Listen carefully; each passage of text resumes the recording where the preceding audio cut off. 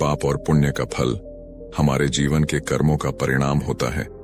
जो अच्छे कर्म करता है उसे पुण्य का फल मिलता है और जो बुरे कर्म करता है उसे पाप का फल भुगतना पड़ता है। यह एक शाश्वत सत्य है जिसे हर धर्म और जीवन दर्शन मान्यता देता है। हमारे कर्म न केवल हमारे वर्तमान को प्रभावित करते हैं बल्कि भविष्य में भी उनका असर दिखाई देता है। इसलिए यह जरूरी है कि हम सदैव सही मार्ग पर चलें और अपने कर्मों पर ध्यान दें। तो आइए बढ़ते हैं आज की इस कहानी और। बहुत समय पहले भारत के उत्तर पश्चिमी हिस्से में कौशाम्बी मोस नाम का एक समृद्ध राज्य था। इस राज्य में व्यापार और वाणिज्य फल फूल रहा था और यहाँ हर तरह के व्यापारी रहते थे। कौशाम्बी का सबसे धनी व्यापारी रूपक वैश्वानयुस था। वह व्यापारिक क्षेत्र में इतना सफल हो चुका था कि उसकी संपत्ति राज्य के कई हिस्सों में फैली हुई थी। रूपक के पास अपार धन और ऐश्वर्य था, लेकिन उसकी आत्मा शांति और संतोष से कोसों दूर थी। रूपक एक ऐसा व्यक्ति था जो अपनी बुद्धिमत्ता और छल कपट के कारण धन इकट्ठा करता था। उसकी आदत थी कि वह छोटे व्यापारियों का शोषण करता और गरीब किसानों से धन उगाहता। उसका एक ही मंत्र था, धन ही शक्ति है और शक्ति ही सब कुछ है। उसने कभी पाप और पुण्य के बारे में गंभीरता से नहीं सोचा। उसके लिए जीवन केवल लाभ और हानि का खेल था, जिसमें जीतना ही उसका उद्देश्य था। रूपक की पत्नी सुवर्णा उसके विपरीत थी। वह धर्मनिष्ठ, सहृदय और करुणामयी थी। वह रोज मंदिर जाती, भगवान की पूजा करती और दूसरों की मदद के लिए हमेशा तैयार रहती थी। वह अक्सर रूपक से कहती, धन केवल भौतिक सुख देता है, लेकिन पुण्य हमें आत्मिक सुख और शांति प्रदान करता है। हमें जीवन में धर्म और सत्य के मार्ग पर चलना चाहिए।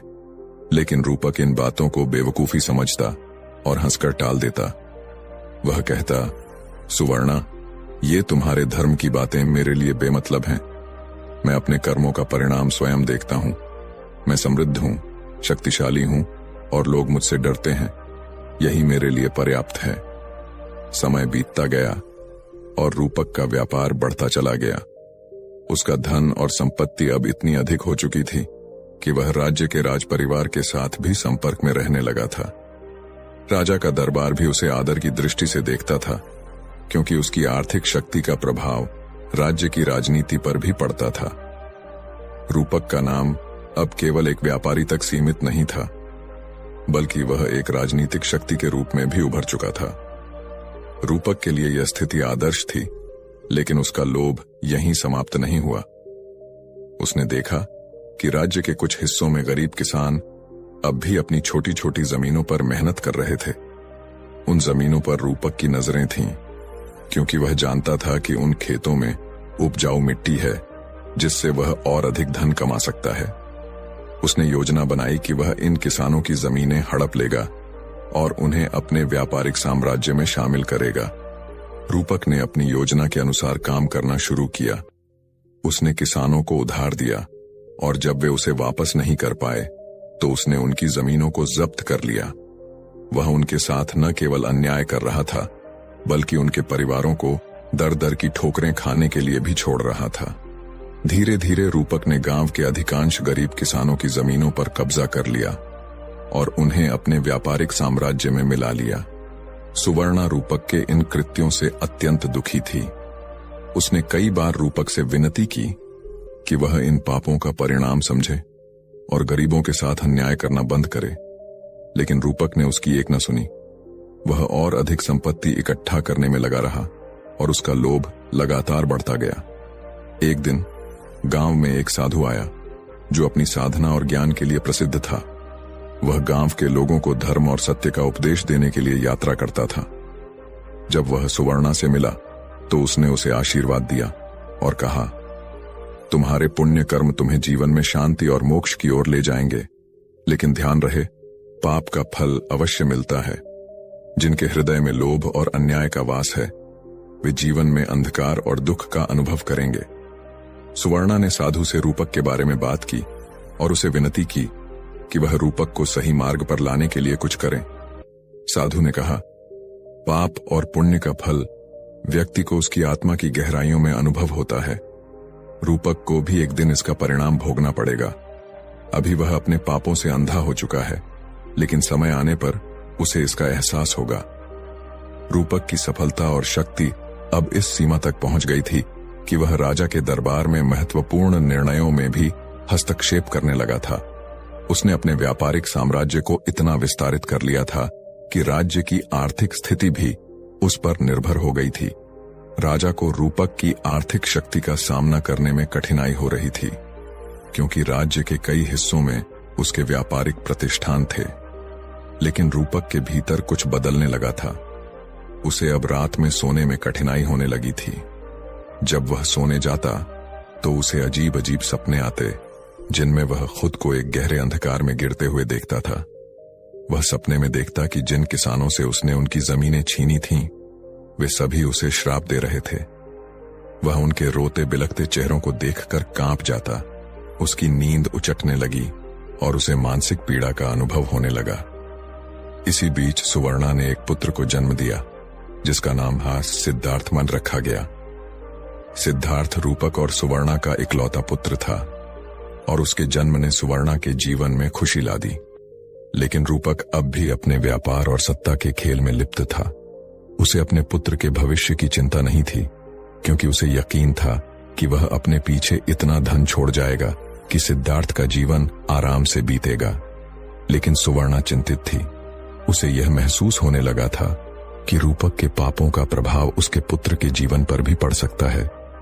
वह चाहती थी कि सिद्धार्थ एक धर्मनिष्ठ और पुण्यात्मा बने, लेकिन रूपक की छाया से उसे बाहर निकालना आसान नहीं था। सिद्धार्थ का बचपन एक समृद्ध परिवार में बीता, लेकिन वह अपने पिता की कठोरता और लोभ से अनभिज्ञ नहीं था। जैसे जैसे वह बड़ा हुआ, उसने अपने पिता के कृत्यों पर सवाल उठाना शुरू कर दिया। वह अपनी मां से पूछता, मां, पिताजी हमेशा गरीबों से उनकी संपत्ति क्यों छीनते हैं? क्या यह उचित है? सुवर्णा ने उसे समझाया, बेटा, तुम्हारे पिता को अभी धर्म का ज्ञान नहीं हुआ है। वह पाप और पुण्य का अंतर नहीं समझते। लेकिन याद रखो, हम जो भी कर्म करते हैं उसका फल अवश्य मिलता है। सत्य और धर्म के मार्ग पर चलने से ही हमें शांति प्राप्त होती है। सिद्धार्थ ने अपने मन में यह बात बिठा ली, लेकिन वह अपने पिता से कभी कुछ कहने की हिम्मत नहीं कर पाया। उसका मन अपने पिता के कार्यों से निराश था, लेकिन वह जानता था कि समय आने पर सत्य का प्रकाश सबके सामने आएगा। सिद्धार्थ जैसे जैसे बड़ा होता गया, उसकी जिज्ञासा और चिंतनशीलता भी बढ़ती गई। वह अक्सर अपनी मां सुवर्णा से जीवन के उद्देश्य और कर्मों के फल के बारे में सवाल पूछता। सिद्धार्थ को समझ में आने लगा था कि पाप और पुण्य का सिद्धांत केवल एक धार्मिक मान्यता नहीं, बल्कि जीवन की वास्तविकता थी। वह सोचता, अगर पिताजी जैसे धनी और शक्तिशाली व्यक्ति को भी कभी पापों का फल भुगतना पड़ेगा, तो इसका अर्थ यह है कि संसार में कोई भी व्यक्ति कर्मों के प्रभाव से मुक्त नहीं है। एक दिन सिद्धार्थ ने अपने पिता रूपक से पूछने का साहस किया, पिताजी, आपने जीवन में बहुत संपत्ति और प्रतिष्ठा हासिल की है, लेकिन क्या आप कभी यह सोचते हैं कि इन सभी संपत्तियों का वास्तविक उद्देश्य क्या है? क्या कभी ऐसा समय आएगा जब यह धन और शक्ति आपके लिए कोई मायने नहीं रखेंगे? रूपक ने अपने बेटे की बात को हंसी में उड़ा दिया। सिद्धार्थ, उसने कहा, तुम अभी छोटे हो और जीवन के बारे में ज्यादा नहीं जानते।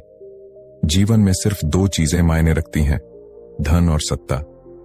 इनसे ही सब कुछ मिलता है, और जब तुम्हारे पास यह दोनों हों तो बाकी सब बेकार हैं। सिद्धार्थ ने पिता की बात सुन ली, लेकिन उसे इससे संतोष नहीं हुआ। उसका मन सत्य की खोज में लगा रहा और वह जीवन के गहरे रहस्यों को समझने के लिए तैयार हो रहा था। सिद्धार्थ की जिज्ञासा बढ़ती गई और उसने जीवन के अर्थ को समझने के लिए किसी ज्ञानी की तलाश करने का निश्चय किया। एक दिन गांव के एक कोने में एक प्रसिद्ध साधु का आगमन हुआ, जिसका नाम महावीर बांडर था। महावीर अपने तप, त्याग और अद्वितीय ज्ञान के लिए दूर दूर तक प्रसिद्ध था। वह अपने उपदेशों से लोगों को जीवन के सत्य और कर्म के प्रभाव के बारे में सिखाते थे। सिद्धार्थ ने अपने पिता की अनुमति के बिना साधु महावीर से मिलने का निर्णय लिया। वह साधु के पास गया और उनसे विनम्रता से पूछा, हे महात्मा, मैं जीवन के वास्तविक उद्देश्य और पाप पुण्य के फल के बारे में जानना चाहता हूं। मेरे पिता कहते हैं कि धन और शक्ति ही जीवन का अंतिम लक्ष्य है, लेकिन मेरे मन में इस बारे में शंका है। कृपया मुझे सत्य का मार्ग दिखाएं। महावीर ने सिद्धार्थ को ध्यान से देखा और मुस्कुराए। सिद्धार्थ, उन्होंने कहा, तुम्हारे प्रश्न तुम्हारे भीतर के सत्य की खोज को दर्शाते हैं। पाप और पुण्य का फल अवश्य मिलता है, और यह केवल इस जीवन में ही नहीं बल्कि कई जन्मों तक चलता है। जीवन का वास्तविक उद्देश्य आत्मा की शांति और मोक्ष की प्राप्ति है, न कि धन और शक्ति की खोज। अगर तुम सच्चे ज्ञान को पाना चाहते हो तो तुम्हें अपने मन को पवित्र करना होगा और सही मार्ग पर चलना होगा।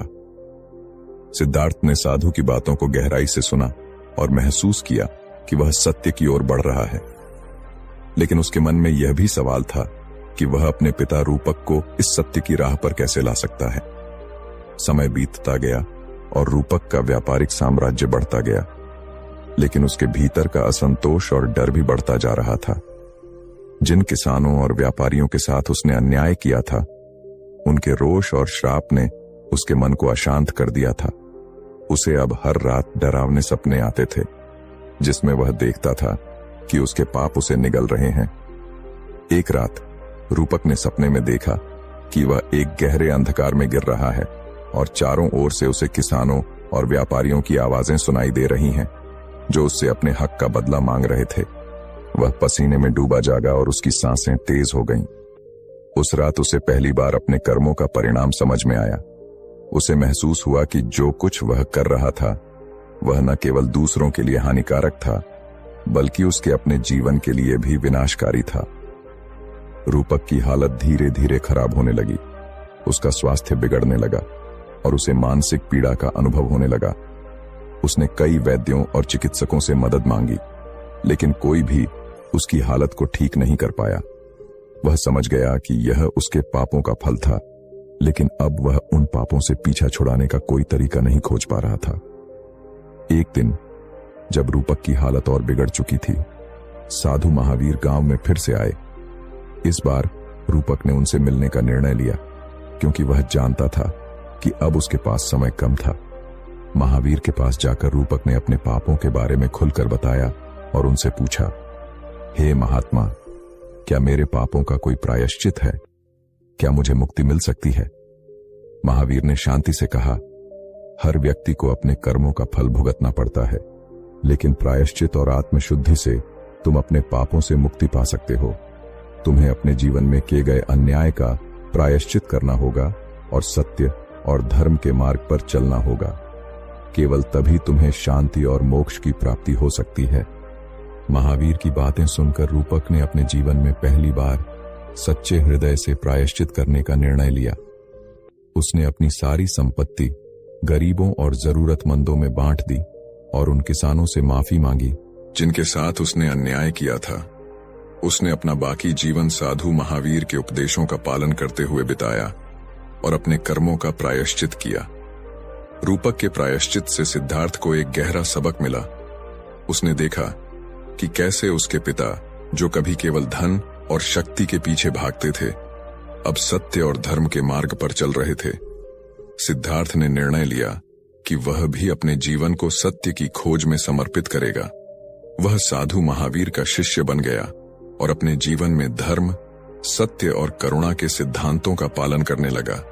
उसने अपने पिता की तरह गलती न करने का संकल्प लिया और समाज की सेवा में अपना जीवन समर्पित कर दिया। यह कहानी हमें यह सिखाती है कि पाप और पुण्य का फल अवश्य मिलता है। चाहे व्यक्ति कितना भी शक्तिशाली या धनी क्यों ना हो, उसके कर्मों का परिणाम उसे अवश्य भोगना पड़ता है। जीवन में केवल धन और शक्ति महत्वपूर्ण नहीं है, बल्कि सत्य, धर्म और करुणा का पालन ही हमें सच्ची शांति और मुक्ति की ओर ले जाता है।